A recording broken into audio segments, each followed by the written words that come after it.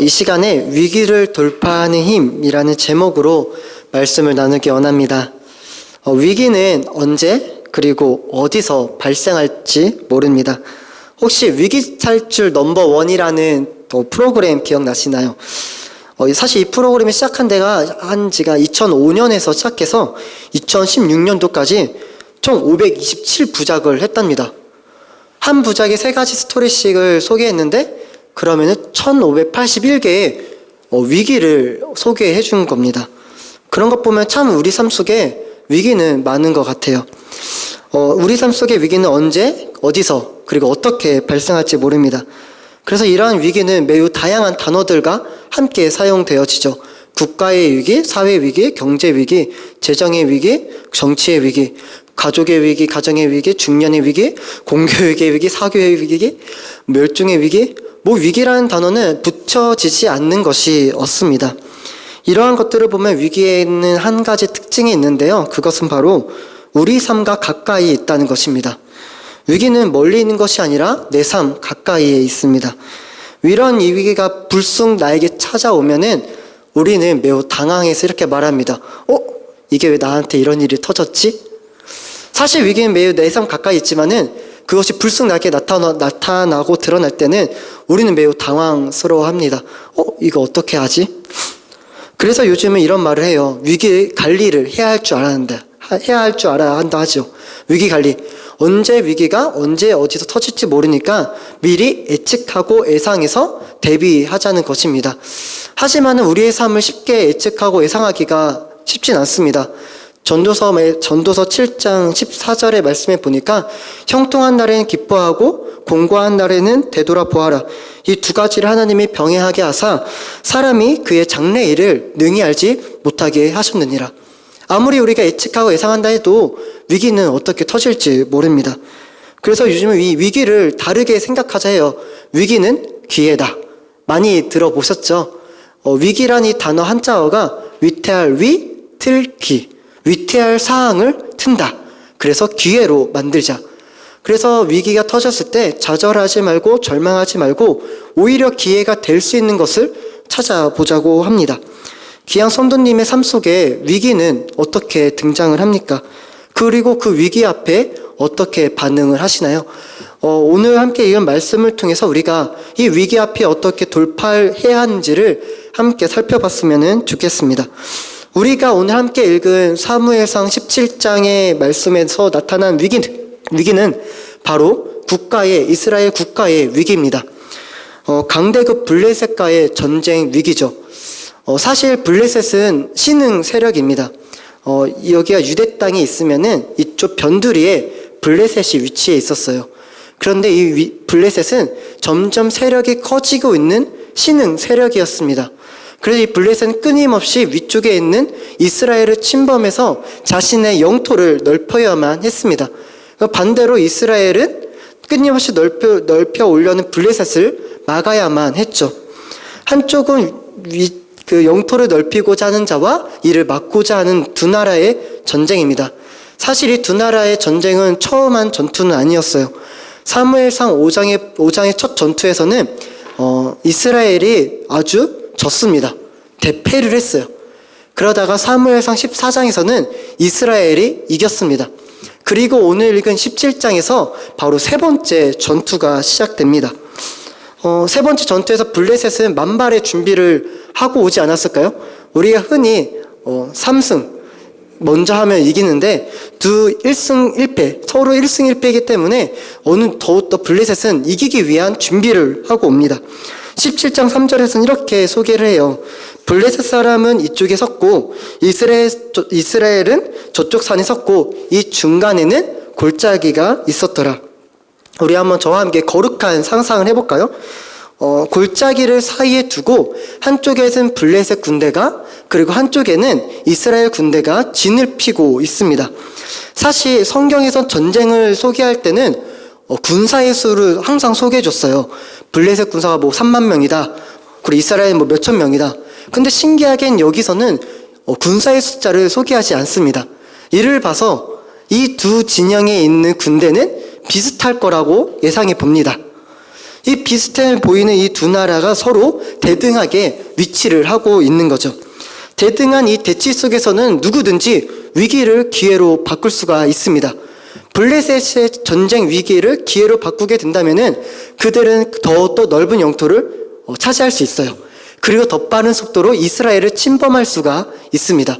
반대로 이스라엘은 어떤 기회가 있을까요? 그것은 바로 노략물입니다. 당시 전쟁을 하고 나서 이기게 되면은 상대편의 진, 갑옷과 창과 칼은 당시에 큰 부가 되었습니다. 왜냐하면은 그 당시에는 화폐가 발달하지 않았어요. 그래서 그 갑옷 같은 것이 가지게 되면은 큰 값어치가 되었습니다. 두 나라 모두 위기를 기회로 바꿀 때 그들에게 차지하게 될 것들이 있는 거죠. 이 대등해 보이는 대치 속에서 한쪽으로 갑자기 쏠리게 됩니다. 그런데 이 대등할 줄 알았던 이 진영이 바로 골짜기 사이에 등장한 블레셋의 장수, 누군가요? 바로 골리앗의 등장으로부터 대등해 보였던 대립의 관계가 확 쏠리게 돼요. 블레셋에게. 왜냐하면은 골리앗이 골짜기 사이에 딱 등장하고는 말을 시작하죠. 나를 이길 수 있는 사람 나와 보라. 중요한 거는 블레셋의 대장이 나왔다면은 대등한 싸움이 되기 위해서는 이스라엘도 누군가가 나와줘야 해요. 왕이 됐든 군대 장관이 됐든. 근데 중요한 거는 아무도 나오지를 못합니다. 사실 골리앗이 등장하기 전에는 이스라엘은 크게 위기라고 느끼지는 않았어요. 왜냐하면 그들에게는 왕이 함께 했기 때문입니다. 바로 사울 왕이죠. 당시 사울 왕은 전쟁의 경험이 있었던 사람이에요. 왕이에요. 그리고 승리한 왕이었어요. 암몬과의 전투에서도 이겨봤고요. 아말렉과 그 당시 가장 강력했다고 하는 아말렉과도 전쟁에서 이겼던 왕입니다. 이런 왕이 함께 있다면은 이스라엘 군대가 위기라고 느꼈을까요? 오히려 든든했을 것 같아요. 또한 그들에게는 아브넬이라는 군대 장관, 당시 이스라엘에서 싸움을 제일 잘한다는 장수도 함께하고 있었어요. 그리고 서로 군인들도 의지하고 함께 있었죠. 하지만은 이 사람 마음 가운데 위기가 갑자기 골리앗의 등장부터 크게 다가옵니다. 골리앗의 등장은 이스라엘에게 위기를 직면시키게 되죠. 두 진영 사이의 골짜기에 있는 골리앗이 말하기 시작합니다. 세 글자로 하면 이렇게 표현할 수 있을 것 같아요. 들어와. 들어오라는 거예요. 여러분 아십니까? 들어오라는 거예요. 들어와. 근데 들어오라는 골리앗의 말에 어느 누구도 들어가지 못합니다. 이 상황 속에서 이스라엘의 그 심리적 모습을 17장 24절에서는 이렇게 표현합니다. 이스라엘 모든 사람이 그 사람을 보고 심히 두려워하여 그 앞에서 도망하여. 위기를 직면한 이스라엘 사람들의 반응은 매우 초라해 보였습니다. 두려움을 느끼고 도망가기 시작합니다. 사실 백성 군사들이 이렇게 도망가면은 왕이 딱 앞에 등장해서 도망가지 마, 내가 싸워줄게 라고 말해줘야 되는 거 아닐까요? 아니면은 군대 장관이라도 나서서 내가 있으니까 군인들이여 도망가지 마, 그래야 되는 거 아닐까요? 하지만은 군대 장관도 조용하고 왕은 오히려 이런 말을 합니다. 저 골리앗을 이기는 사람에게 내가 많은 재물을 주고 내가 세금을 면제해주고 심지어 나의 공주 딸을 주겠다. 왕이 책임져 줄 줄 알았는데 왕은 뒤로 빠져서 오히려 다른 것을 주겠다 합니다. 군대 장관 해결해 줄 줄 알았는데 군대 장관은 오히려 왕의 말을 전해주고 있어요. 그러니 누가 감히 그 앞에 다가갈 수 있을까요? 어느 누구도 골리앗 앞에 다가가지 못하고 오히려 피합니다. 제가 군대에 있을 때 가장 피하고 싶었던 훈련 중 하나가 있었는데요. 그것은 바로 화생방이었습니다. 군대 다녀오신 분을 아실 텐데 화생방은 가스를 경험해보는 훈련입니다. 이 조그만한 이 컨테이너 박스에 시에스탄이라는 가스를 터뜨려요. 그래서 훈련병들이 처음에는 방독면을 끼고 들어갑니다. 근데 들어가기 전에 조교가 항상 이런 말 해줘요. 가스를 마시게 되면은 죽을 것 같을 거야. 하지만 죽지 않아. 죽을 것 같은데 죽지 않는데요. 그게 괜찮다는 거죠. 근데 막상 딱 들어가면은 진짜 죽을 것 같아요. 그래서 온몸에서 얼굴에 눈과 콧물을 흘려요. 얼마나 창피해요, 서로. 콧물을 다 흘리고 컬컥거리고. 근데 중요한 거는 간혹 이 고통이 너무 심해서 어떤 훈련병들은 앞에 있는 조교를 때리거나 문을 부시거나 그리고 과격한 행동을 갑자기 확 하게 된다 합니다. 간단해요. 죽을 수도 있다는 그 위기가 그런 마음을 도망가고 싶어하는 마음을 나타내게 하죠. 이런 위기 상황 속에서 키도 작고 전쟁에 나갈 준비도 아무것도 안 되어 보이는 한 소년이 등장을 합니다. 우리가 너무 잘 알고 있는 소년이죠. 누구죠? 바로 고마워요. 다윗이에요. 고마워요. 다윗이에요. 우리가 이 다윗을 한번 살펴보기 원합니다. 성도님, 그렇다면 다윗은 왜 전쟁터에 나가 있을까요? 고마워요. 골리앗과 싸우러 갔나요? 전쟁하기 위해서 다윗은 갔나요? 아니었어요. 다윗이 전쟁터에 간 이유는 아빠 심부름이었어요. 아빠가 형들 잘 있나 확인하래요. 그래서 다윗은 창을 들고 간 것도 아니고 방패를 들고 간 것도 아니고 떡과 곡식과 치즈를 들고 갑니다. 그 손에 이렇게 떡과 곡식과 치즈 들고 전쟁터를 가는 거예요. 누구 만나려고요? 형들 만나려고. 왜요? 아빠 심부름으로. 근데 중요한 건 다윗은 그곳에서 이스라엘의 위기를 보게 됩니다. 어린 나이였기에 다윗이 본 이스라엘의 위기는 처음이었을 거예요. 그 어린 나이에 다윗에게 전쟁하러 가라고 하지 않았기 때문이죠. 중요한 건 그 위기 앞에 있는 자신의 형들을 봅니다. 첫째 형, 둘째 형, 셋째 형. 엘리압, 아비나답, 삼마. 이 형들은 사실 집에 있을 때는 든든했어요. 아버지 옆에서 든든하게 언제나 나를 보살펴주고 지켜줬죠. 근데 이 전쟁터 앞에 골리앗 앞에서 형들의 모습은 전혀 든든하지 않은 거예요. 그들의 눈빛에는 오히려 두려움이 많고 어떻게 할 줄 모르는 형들을 보게 됩니다. 형들만 그랬을까요? 자신이 믿고 있었던 왕마저 골리앗 앞에서 너무나도 초라하게 있는 거예요. 군인들조차도 나보다 더 큰 사람들, 장정들이 군인들조차도 두려움 속에 떨고 도망가기 시작하는 거예요. 그런 광경을 다윗은 목격하게 됩니다. 그런 도망가는 군인들과 그 형들과 그 왕 앞에 다윗은 입을 열어 말합니다. 제가 가서 골리앗과 싸우겠습니다. 그래서 사울이 이렇게 말하죠. 안 된다. 너는 너무 어리다. 너는 골리앗처럼 강하지가 않다. 사실 사울의 눈에 비춰진 다윗의 모습은 강해 보이지 않았어요. 약해 보였어요. 그리고 싸움을 잘해 보이지도 않았습니다. 사울은 외모로 다윗을 판단했어요. 그런 사울의 말이지만 다윗은 제가 가서 싸우겠습니다. 사실 우리는 이 스토리의 결말을 너무나도 잘 알고 있습니다. 다윗은 골리앗에게 말하죠. 너는 칼과 창과 단창으로 내게 나아오거니와 나는 만군의 여호와의 이름으로 내게 나아가오니 내가 모욕할 이스라엘 하나님의 이름으로 나아간다. 그리고 엄청난 속도로 스피드로 달려가면서 손에 있는 물맷돌을 슈슈슈 퓨. 그러자 그 물맷돌이 골리앗의 머리에 딱 맞고 KO. 그리고 나서 이스라엘은 위기에서 벗어나게 되죠. 하지만 오늘 우리가 살펴볼 것은 과연 이 다윗은 이 골리앗을 보고 어떻게 내가 이길 수 있다고, 내가 승리할 수 있다고, 내가 이 위기 앞에서 극복할 수 있다고 말했는지 그것을 한번 함께 살펴봤으면 좋겠습니다. 그 이유에 대한 말씀을 통해 살펴볼 텐데요. 첫째로는 다윗은 일상에서 하나님을 경험했습니다. 다윗이 경험한 하나님은 자신의 일상이 있었어요. 사실 다윗은 집에서 가장 막내 아들로 자라게 됩니다. 형만 몇 명이죠? 7명이었어요. 첫째, 둘째, 셋째 형은 군인이었죠. 그거 제가 생각해 봤어요. 넷째, 다섯째, 여섯째 형들은 과연 뭐 하고 있었을지. 뭐 하고 있었을까요? 사실 다윗의 아버지는 이새입니다. 이새. 그리고 이새의 할아버지는 보아스예요. 혹시 보아스 누군지 아십니까? 바로 룻의 남편이죠. 사실 보아스는 베들레헴 그 지역의 유력한 자로 성경 소개해줘요. 당시에 부자였어요. 이 부자의 손자가 바로 이새이고 이새의 아들이 다윗입니다. 제가 생각하기로는 아무래도 이 이새는 부자였을 것 같아요. 그렇다면은 첫째, 둘째, 셋째 형은 나라를 지키는 군인으로 살았다라면은 넷째, 다섯째, 여섯째는 아버지를 도와서 집안 일을 했을 거예요. 아버지와 동역을 한 거죠. 하지만은 다윗은 자신의 형들에 비하면 너무나 초라한 양치기를 일을 시작합니다. 사실 양치기는 종을 시키거나 하인을 시켜도 될 만한 초라한 일이었어요. 다윗의 일상은 양을 지키는 거죠. 초원에서 양을 돌보는 일을 합니다.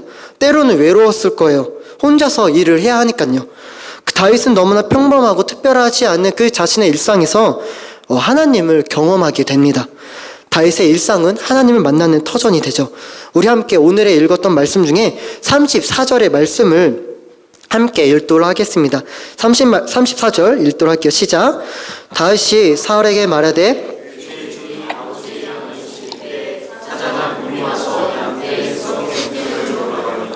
자신의 일상을 양을 지키는 거로 살았어요. 그러다가 곰이 와서 사자가 와서 양을 물어가는 거예요. 자신보다 강한 곰과 사자가 등장하는 거죠. 그 위기 앞에서 다윗은 어떻게 했을까요? 바로 35절입니다. 내가 따라가서 그것을 치고 그 입에서 새끼를 건져내었고 그것이 일어난 나를 해하고자 하면 내가 수염을 잡고 그것을 쳐 죽였나이다. 그 결과 자신의 일상 속에서 37절 한 번만 더 볼게요. 37절에 보면은 여호와께서 나를 사자의 발톱과 곰의 발톱에서 건져내셨은즉, 다윗은 자신의 일상에서 일어난 일에서 여호와께서 나를 구원하셨음을 알게 됩니다. 다윗은 자신의 일상에서 하나님을 경험하게 돼요. 우리는 워낙에 목자라는 단어를 되게 좋게 생각합니다. 여호와는 나의 목자시니. 그래서 이 목자라는 것을 매우 특별한 것으로 생각해요. 당시에도 그랬을까요? 사자나 곰이 달려오면은 죽을 수도 있는 직업이 양치기입니다. 죽을 수도 있는 그 직업이 과연 선망받는 사람들이 하고 싶은 일이었을까요? 전혀 아닐 거예요. 하지만은 군인이 자신의 나라를 지키다 죽으면 사람들이 명예라도 주죠. 멋있습니다. 나라를 지키다 죽었으니까요. 하지만 양을 치다 죽었으면은 뭐라 말했을까요? 사람의 목숨이 양보다 못해? 바보 아니야? 도망쳐야지. 양 치다 죽는다고? 도망쳤어야지. 그러지 않았을까요? 사실 다윗이 하고 있는 이 양치기는 그렇게 특별하거나 그리고 매우 사람들에게 존경받는 그런 직업과 일상은 아니었습니다. 그래서 당시에 하찮은 그 일을 다윗은 하게 되죠. 여러분, 그 군인과 그리고 왕과 그리고 양치기, 이 세 가지 직업 중에 누가 더 하나님을 경험할 수 있는 일상을 보냈을까요? 군인과 왕과 양치기 중에 누가 더 하나님을 경험할 수 있는 일상을 보냈을까요? 당시 군인들은 전쟁을 통해 하나님을 경험했어요. 그래서 역사서나 성경을 보면은 하나님이 전쟁을 통해 이기시는 사건을 통해서 군인들, 하나님이 진짜 살아계시는구나를 전쟁터에 나가면 알았어요. 이스라엘의 주인은 하나님이셨기 때문에 전쟁을 할 때마다 우리가 이긴 것이 아니라 하나님이 승리하시는구나를 알게 돼요. 군인은 그런 자신의 일상을 통해 알게 되죠. 그렇다면 왕은요? 당시 초대 왕은 사울이었어요. 왕을 세우신 분은 하나님이세요. 하나님은 사무엘을 통해서 끊임없이 하나님의 뜻을 말씀하셨어요. 왕의 일상은 거룩하게만 살아간다면 끊임없이 하나님의 음성을 듣고 하나님의 뜻을 알고 살아갈 수 있는 일상이 바로 사울 왕의 일상이었어요. 그렇다면 양치기는요? 양치기의 삶이 정말 하나님을 끊임없이 경험할 수 있는 일상이었을까요? 군인과 왕과 양치기의 삶은 군인과 왕에 비하면은 하나님을 경험할 수 있는 일상은 아니었어요. 하지만 오늘의 이 말씀에서 왕도 군인들도 그 위기의 순간에 어느 누구도 하나님이 살아계시다는 그 말 한마디를 하지 못하고 있습니다. 단 너무나도 초라해 보였고 하찮은 일상을 보내고 있는 오로지 다윗만이 말할 수 있었어요. 홀로 있을 때 아무도 알아주지 않았던 그의 삶 속에 하나님을 경험하게 되죠. 남들이 나의 인생을 인정해주지 않을지라도, 나의 인생이 다른 이들과 비교하며 초라해 보일지라도 내가 하나님 앞에서 나의 일상을 보낸다면은 위기 앞에서 도망치지 않습니다. 모든 이스라엘의 골리앗을 보고 벌벌 떨 때 다윗은 맞서 싸울 수가 있어요. 성도님, 우리들의 일상에서 하나님을 경험하기를 간절히 소망합니다. 그런데 모든 사람이 하루 24시간, 1년 365일을 살아가지만, 일상을 보내지만은 누군가는 하나님을 경험하지만 누군가는 하나님을 경험하지 못하고 자신의 주어진 일상을 보내고 있습니다. 어떻게 해야 우리가 일상 속에서 하나님을 경험할 수 있을까요? 그것은 바로 일상에서의 책임감이 있어야 합니다. 다윗 말고도 그 당시에는 많은 양치기들이 있었어요. 근데 이 양치기들이 사자가 나타나고 곰이 나타나고 했을 때 목숨 걸고 양을 지켰을까요? 제가 얼마 전에 동물의 왕국을 봤는데 사자가 등장한 거예요. 근데 진짜 사자가 정말 무섭게 생겼어요. 사자가 등장하면은 비록 TV에서 봤지만은 사자가 자신의 발톱과 엄청난 스피드로 뛰어 들어와서 이 목을 확 잡아 당기는 모습 보면은 사자 앞에 함부로 우리가 덤빌 수가 없습니다. 당시 목자들은 알았어, 양치기들은 사자가 위험한 존재라는 것을. 자신의 목숨을 걸고 지킬 수 있었을까요? 하지만은 다윗은 자신의 책임감을 가지고 양을 지켰습니다. 양치기로서의 책임은 무엇일까요? 간단합니다. 양을 지키는 것. 그 책임감이 다윗에게 하나님을 경험하게 합니다. 어떻게 책임감이 하나님을 경험할 수 있을까요? 매우 간단합니다.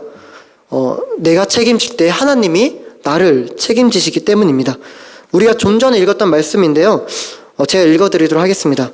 주의 종이 아버지의 양을 지킬 때에 사자나 곰이 와서 양떼에 새끼를 물어가면 내가 따라가서 그것을 치고 그 입에서 새끼를 건져내었고, 다윗은 목자로서의 책임을 다했어요. 그렇게 할 때 다윗을 보호하신 것은 하나님입니다. 여호와께서 나를 사자의 발톱과 곰의 발톱에서 건져내셨은즉. 다윗이 책임지고 들어간 그곳에 하나님을 책임지고 다윗을 건져내십니다. 그의 삶을 통해서, 그 일상을 통해서 다윗은 하나님을 경험하게 되죠. 사실 집단이 함께 있을 때 책임감은 분산됩니다. 이스라엘 군대는 집단이 함께 있었어요. 왕도 있었고 군 사령관도 있었고 군인들도 있었고, 하지만 그들에게 주어진 책임은 오히려 분산됩니다. 책임의 반대는 무책임이죠. 근데 이런 무책임은 반드시 방관자가 됩니다. 하지만 다윗은 달랐어요.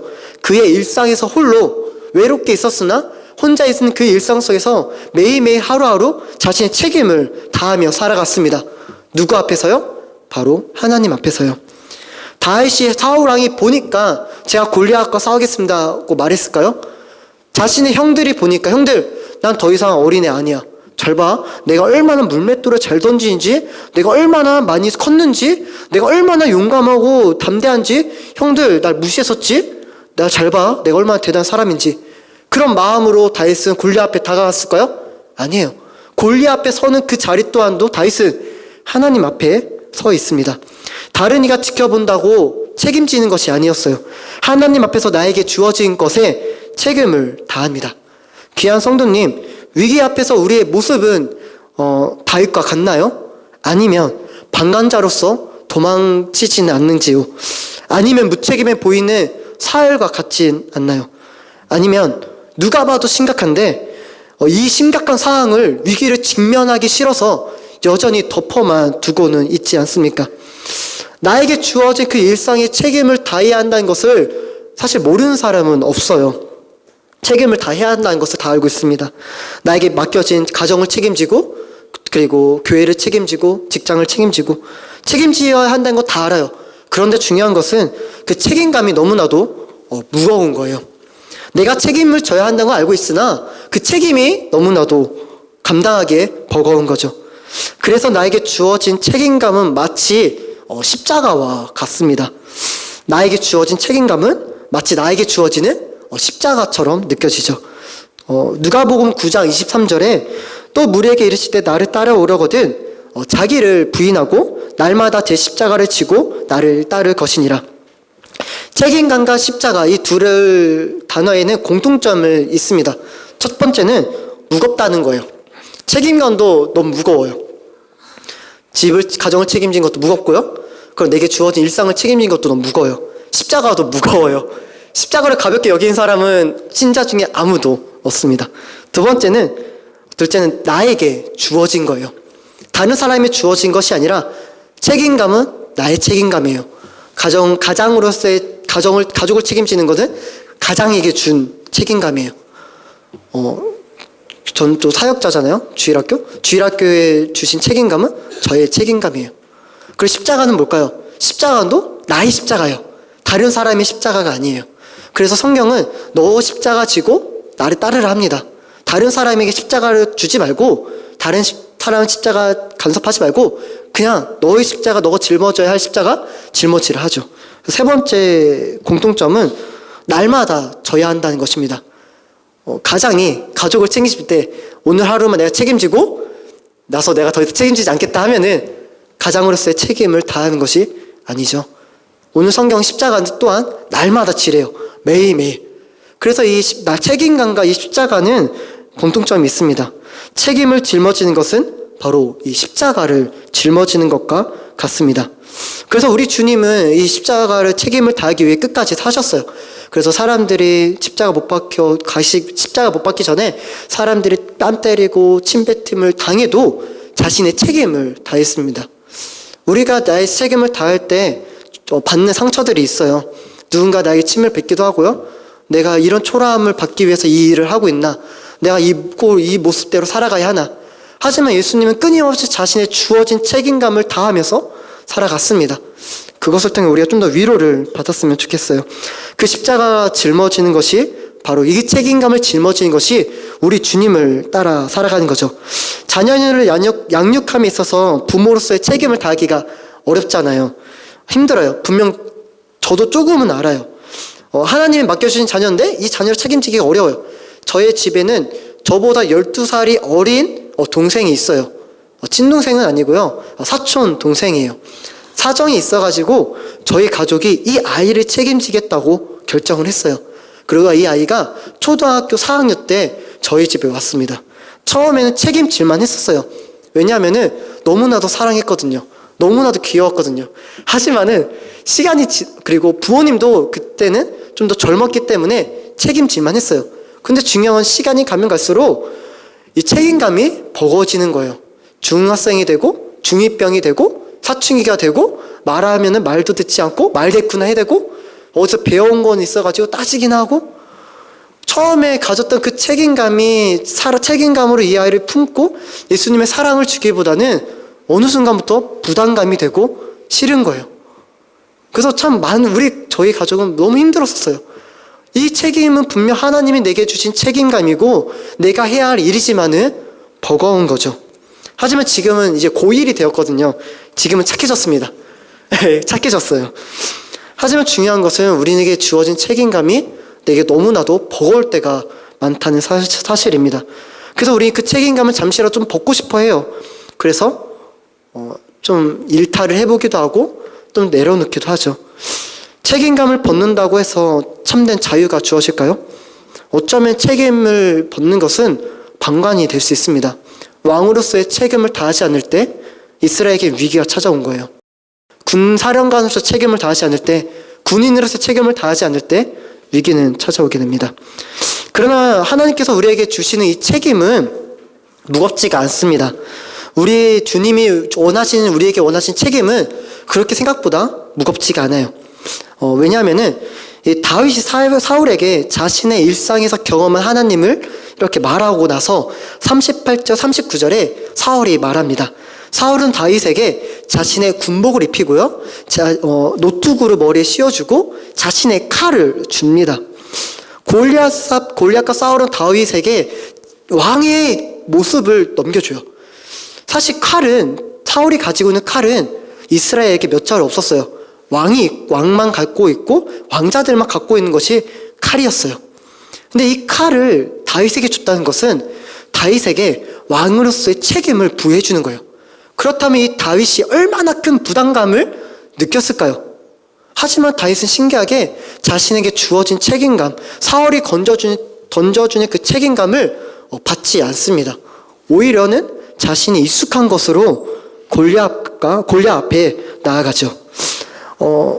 하나님께서 우리에게 원하신 책임은 과하거나 지나치지 않습니다.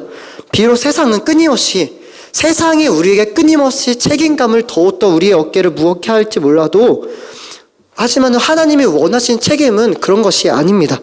왜냐하면은 내가 잘할 수 있는 것으로, 나에게 익숙한 것으로, 낯설은 것으로 나에게 주어진 그 일상의 책임을 다하기를 원하십니다. 왜냐하면은 그 나머지는 누가 하실까요? 하나님이 하시기 때문입니다. 저는 요즘 젊은 사역자들에 비하면은 잘할 수 있는 것이 많은 사역자가 아닙니다. 어떻게 생각하실지 모르겠지만 저는 많은 재능이 없는 사역자예요. 제가 처음 사역을 너무 하고 싶어서 교회를 원서 같은 걸 냈어요. 그래서 그 목사님께서 여쭤보셨죠. 전도사님, 근데 잘하시는 것이 무엇입니까? 저의 잘하는 것은 아이들과 놀아주는 것입니다. 그러자 이 목사님의 표정이 어두워지시는 거예요. 저희 교회는 드럼 치는 사람이 필요한데 저를 같이 동역을 하게 허락하셨을까요? 저를 불러주지 않았어요. 원하는 것이 달랐기 때문이죠. 그래서 제가 개척교회를 찾아갔어요. 정말 그 개척교회 가서 교사로 섬겨야겠다. 근데 제가 찾아간 개척교회는 정말 개척교회였어요. 목사님, 사모님, 목사님 자녀 2명, 그리고 성도들 2분 정도, 그리고 주일학교 아이들 한 7명. 이렇게 작은 줄 모르고 그냥 찾아갔어요. 그래서 목사님께서 처음 당황하셨대요. 과연 이분과 같이 타역을 해도 될까? 그걸 저를 부르셔서 이야기를 했죠. 전도사님, 그런데 잘하는 것이 무엇인가요?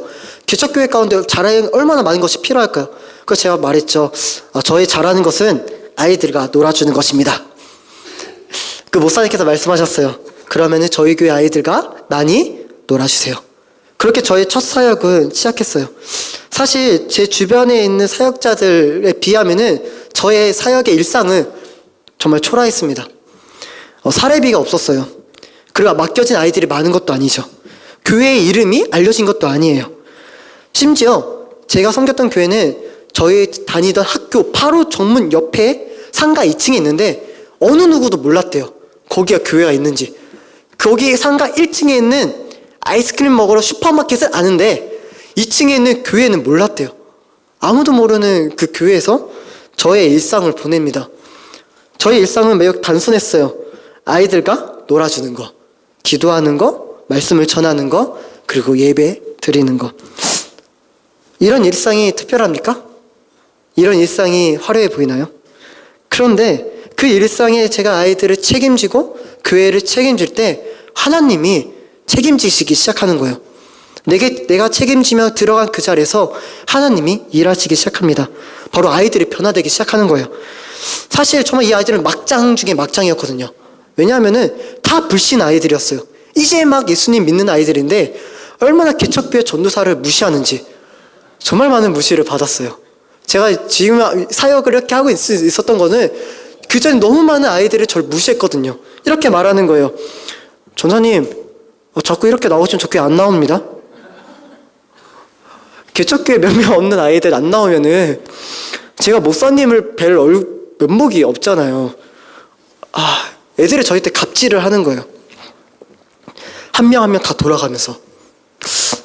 하지만은 끊임없이 제가 할 수 있는 그 낯스러운 것으로 내가 책임지면 그 자리를 지킬 때 하나님이 일하시기 시작하시는 거예요. 그 일상 속에서 하나님이 일하시죠. 아이들이 변화되고 하나님을 만나고 그 살아계신 주님을 경험하기 시작합니다. 귀한 성도님, 우리들의 삶이 혹시 스스로의 삶이 초라해 보이지 않나요? 너무나도 똑같은 패턴 같은 일상. 그래서 우리는 이렇게 생각하죠. 하나님, 내가 뭐 하려고 어쩌면 삶 속에 하나님조차 기억하지 못할 때가 많아요. 남들과 비교할수록 너무나도 초라하기 때문이죠. 하지만 우리가 기억해야 될 것이 있습니다. 다윗은 바로 그 자신의 초라해 보였던 일상 속에서 하나님을 경험했습니다. 알아주지 않았던 그 자리에서 하나님을 아셨죠. 그리고 어느 누구도 경험하지 못한 그 하나님을 초라해 보였던 그 자리에서 하나님을 경험하게 됩니다. 말씀을 정리합니다. 귀한 성도님, 혹시 나의 일상이 초라해서 마음 아파하고 있지 않습니까? 맨날 똑같은 패턴의 일상. 하지만 그 초라해 보이는 나의 일상이라 할지라도 하나님께서 나를 보내신 자리라면은 우리는 책임을 다해야 할 줄 믿습니다. 기도하는 책임을 다해야 하고요. 그 자녀를 양육하고 자녀를 사랑하는 그 자리. 현실을 떠나는 것이 아니죠.